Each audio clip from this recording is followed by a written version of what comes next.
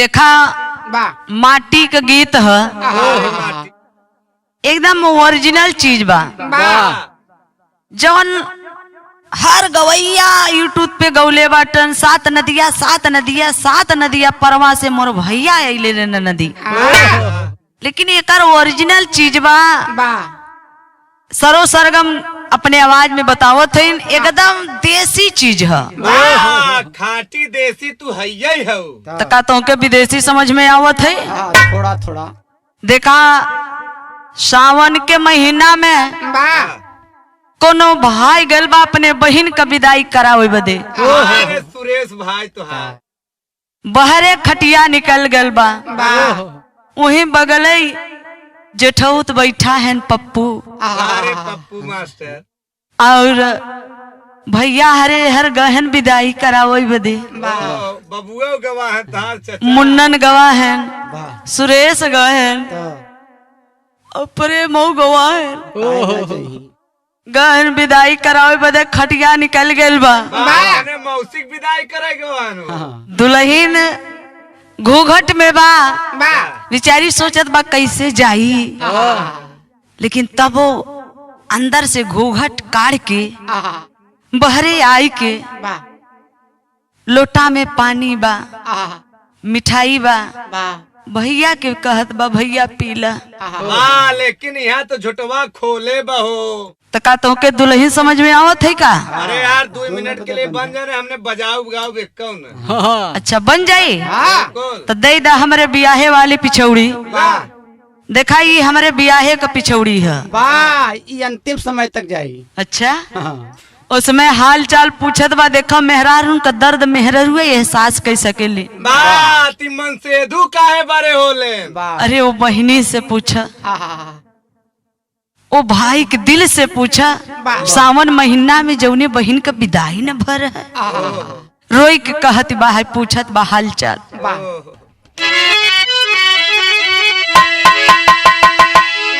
पहला पहला जब आइल गवानावा, आइल गवानावा, फूटल करमावा हमारे एगो सैया। बातों के कौन तकलीफ बारे भैया? हाँ बोल बहन। दारू पी के आवत है, रोज मारत है भैया। करे करे सरवा पैसा कहाँ से पावत है रे दारू पिए के? हमार करम फूट गवा भैया। अरे आप करम तोर हम नहीं फोरा रे, इको तोर मातरिया बुजरी फोरे बा।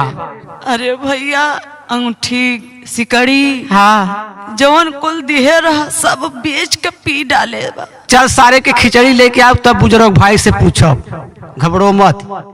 अरे भैया करे तोर बुढ़िया गुजरी डहा था का तो के रे? अरे मोरे भैया मत रो चुप लगाओ। चल पहले पहले जब आइल गवानावा, आइल गवानावा, फूटल करमावा हमारे एगो सैया।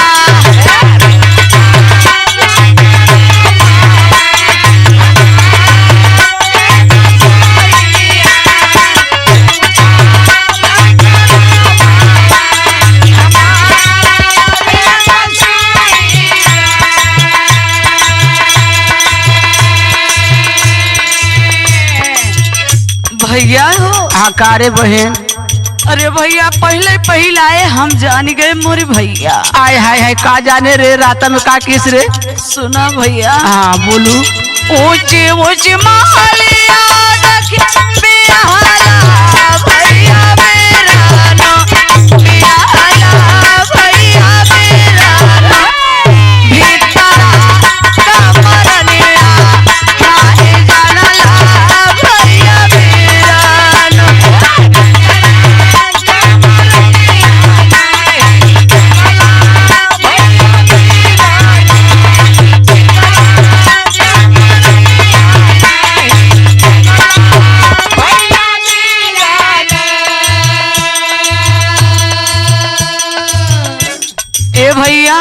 कारे बहन भैया हो का रे अरे भैया करे तो के सरदू धैलिए बा कारे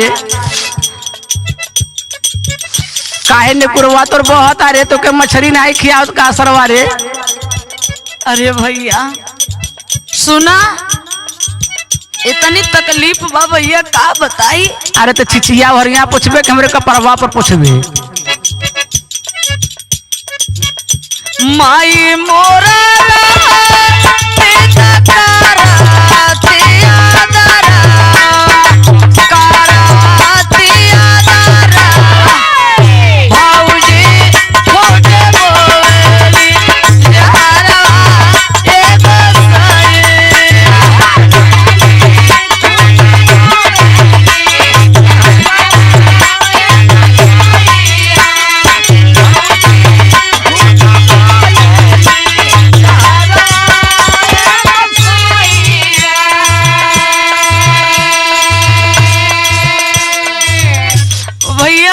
कारे बहन बहुत तकलीफ बा भैया। चल चल अब तकलीफ बा का करे चल अब तो के लिए आए चल अब जैसे इतना दिन रखे रहे उसे रखब का करब ऊंची ऊंची मालिया बियाला भैया बीरानो बियाला भैया बीरानो भीतरा कमरनिया नाही जानला भैया बीरानो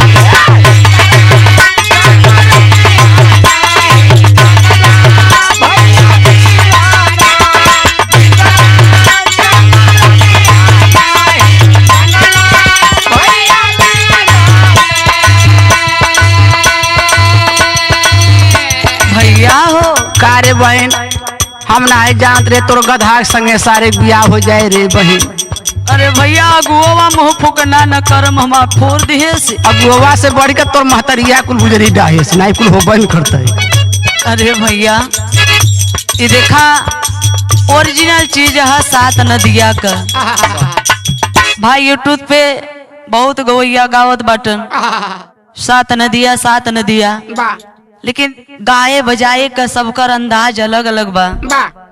अब यूट्यूब पे देखले होगा आप लोग कि 50 ठे सरो सरगम पैदा हो गए हैं लेकिन ये असली सरो सरगम मिर्जापुर वाली का भाई गावल गीत तो नहीं बा लेकिन हमार गवले का अब प्रेम जी का ढोलक पे बजौले का अंदाज कुछ अलग बा है। सात नदिया परवा से अरे मोरे भैया अइले रे नाना दी मोरे भैया अइले रे नाना दी तब नाही विधवा बाबा कैला रे छोटा की नाना दी बुढ़वा अपने चक्कर में बा। सात नदिया परवा से मोरे भैया अइले रे नाना दी मोरे भैया अइले रे नाना दी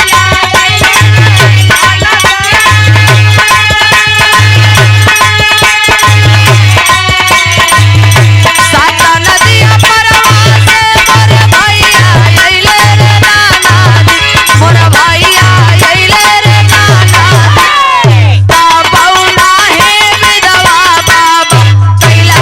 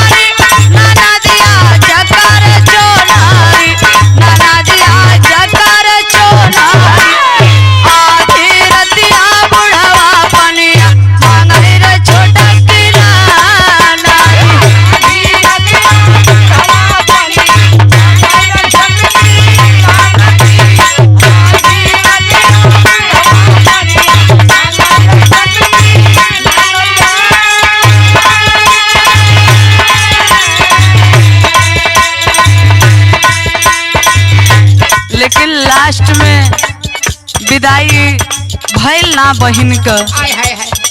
अब वो रोई के अंदर जात बा। भैया भैया सुरेश चला जाओ वापस, विदाई अब ना हुई भैया। हमारे घोघोटा पर बैठी मैना चिराई, उड़ावाले से नहीं उड़ा।